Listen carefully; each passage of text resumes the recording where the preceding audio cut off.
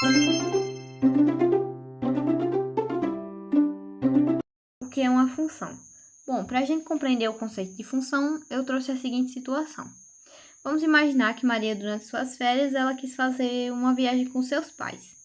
Então, a partir disso, ela começou a fazer busca por agências de turismo. Diante dessa situação, ela conseguiu encontrar uma agência que estava oferecendo R$ 80 a passagem por pessoa. Então, a partir disso, a gente consegue calcular o valor que Maria vai pagar durante essa viagem, relacionando duas grandezas: a quantidade de pessoas com o preço que vai estar correspondendo a essa quantidade. Então, a gente consegue dizer que o preço, nesse caso, ele é função da quantidade de pessoas, porque cada número de pessoas vai corresponder a um preço, a um único preço. Como vimos anteriormente, função nada mais é do que a relação entre duas grandezas. Então, como é que a gente consegue representar matematicamente essa relação entre essas duas grandezas?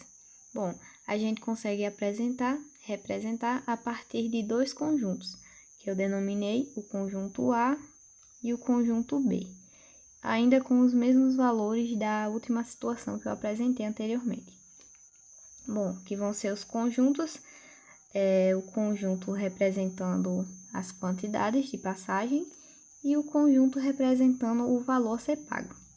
Então, vamos entender mais sobre esses conjuntos.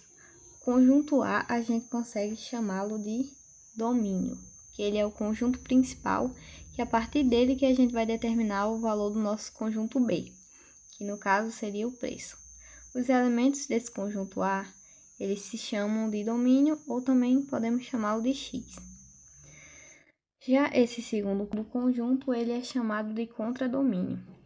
E cada um de seus elementos nós chamamos de imagem, que podem ser representados também a partir do Y. A forma como a gente relaciona cada um desses elementos com esse outro elemento geralmente é dado a partir de uma fórmula. Entendido o conceito de função, agora a gente vai entender o que é uma função afim. Bom, função afim serão todas as funções que assumirão esse tipo. F de x igual a ax mais b, onde o a e o b eles serão números reais. O a ele é o nosso coeficiente angular. Como o próprio nome sugere, ele que vai determinar o ângulo no gráfico da função. E o a ele sempre vai estar acompanhado do x. O a sempre vai multiplicar o x. Eles sempre vão estar acompanhados.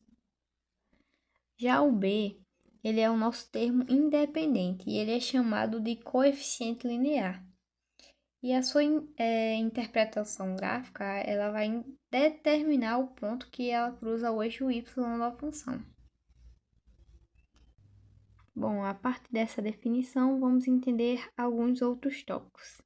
O valor numérico, como que a gente faz para conseguir o valor numérico da função afim, como a gente faz para encontrar o zero à raiz da função, e vamos ver também sobre o comportamento do gráfico da função afim. Bom, para a gente encontrar o valor numérico, a gente faz a substituição do número nessa lei de formação. Ou seja, para calcular o valor numérico de uma função, a gente faz a substituição do número dentro desse x. E verificamos qual será o valor numérico calculado a partir dessa substituição. O zero à raiz da função vai ser o número que vai zerar a função.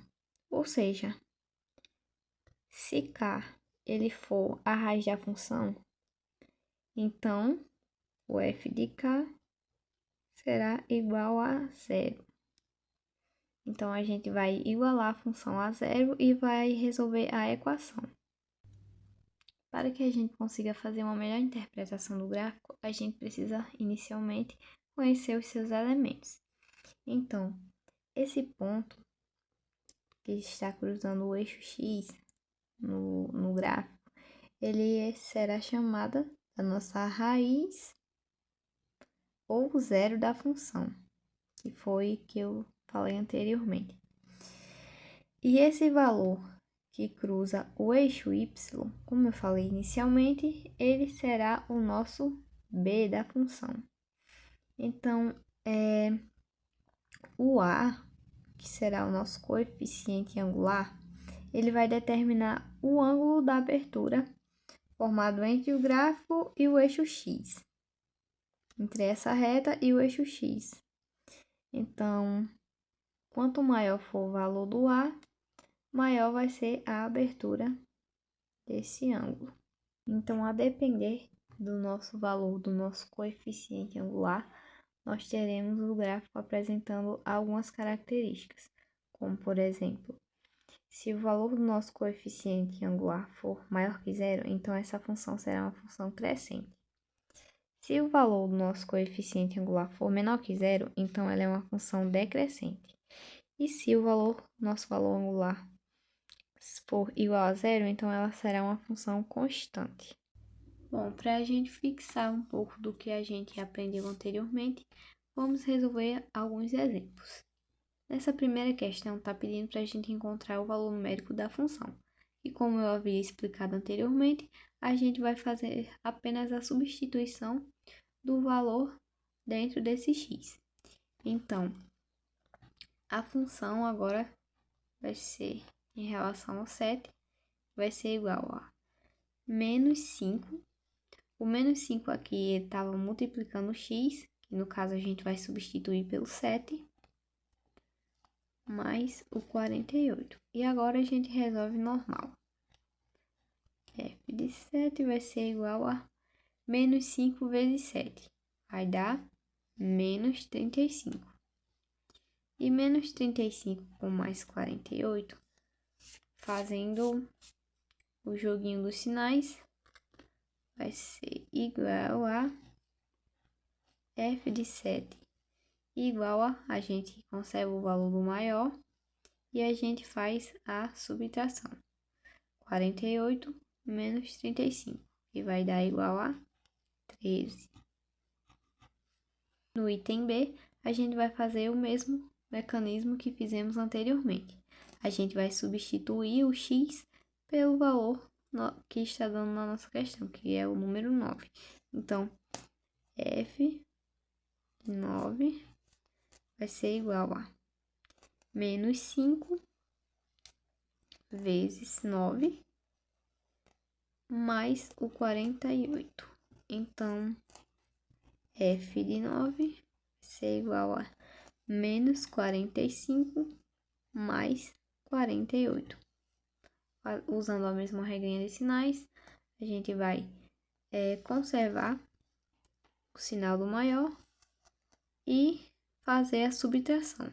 Como os sinais são diferentes, a gente vai conservar o sinal do maior e vai fazer a subtração. Então, 48 menos 45, ficamos com 3. Então, esses são os nossos valores numéricos da nossa função. Indo para o nosso segundo exemplo, a gente vai fazer o cálculo do zero da função, que, como eu falei, a gente vai igualar esse valor aqui a zero. Então, 5x menos 3, vamos igualá-lo a zero. Então, 5x vai ser igual, a gente vai isolar a incógnita e vamos passar esse valor aqui para o outro lado. Como nesse lado ele está na operação de subtração, para o outro lado ele vai passar na operação inversa. Então, ele passaria somando. Só que como é o número zero, zero somado a qualquer número é ele mesmo. Então, só vamos alterar aqui o valor, pois ele passou na operação inversa. Então, o x, vamos agora saber o valor da incógnita x. Então, faremos o mesmo procedimento. Aqui, esse valor ele estava multiplicando o x, vai passar para o outro lado, dividindo. Então, esse é o valor do nosso zero da função, da nossa raiz. E agora, aplicando a mesma metodologia, vamos fazer esse segundo item. Então, vamos ficar com 7x menos 5, vamos igualar a 0. Então, o mesmo mecanismo. 7x vai ser igual a 5 positivo, pois ele passa para o outro lado com a operação inversa. X vai ser igual a 5 dividido por 7, que é a operação inversa da multiplicação, é a divisão. Então, temos que a raiz dessa função. Agora, vamos resolver uma equação do primeiro grau. Bom, nesse primeiro exemplo, ele está muito simples, que a gente pode fazer apenas uma substituição simples. A gente pode apenas imaginar qual o valor que a gente precisa adicionar mais 8, que vai ser igual a 15. Então, a gente intuitivamente já sabe que é 7, né? Mas a gente vai isolar o x, vai passar o 8, que estava aqui desse lado positivo, passa para o segundo membro negativo. Então, o x vai ser igual a 7. Esse é o valor da nossa incógnita.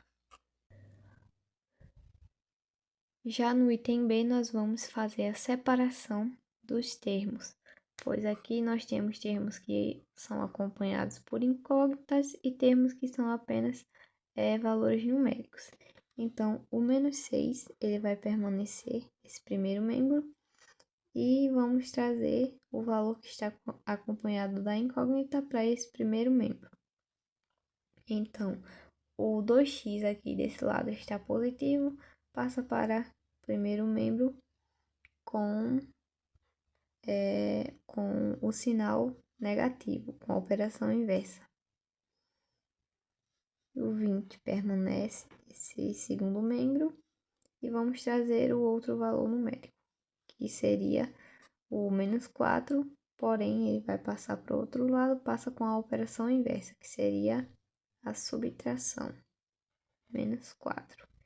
Então, aqui vamos fazer a soma, já que tem os sinais iguais.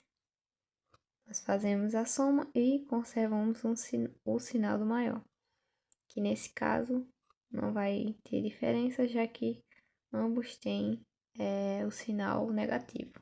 Então, vamos fazer a soma. 6 com mais 2, vamos ter o valor de 8x igual a. E aqui nós fazemos a subtração normal. 20 menos 4, temos 16. Para encontrarmos o valor da incógnita, nós vamos isolá-lo. Então, vamos trazer os valores numéricos para o segundo membro. Aqui, o menos 8, ele estava multiplicando a incógnita. Nesse caso, ele vai passar para o segundo membro, dividindo. Então, 16 dividido por menos 8. E por que o sinal aqui não vai ficar positivo? Porque a operação que ele estava fazendo era a multiplicação.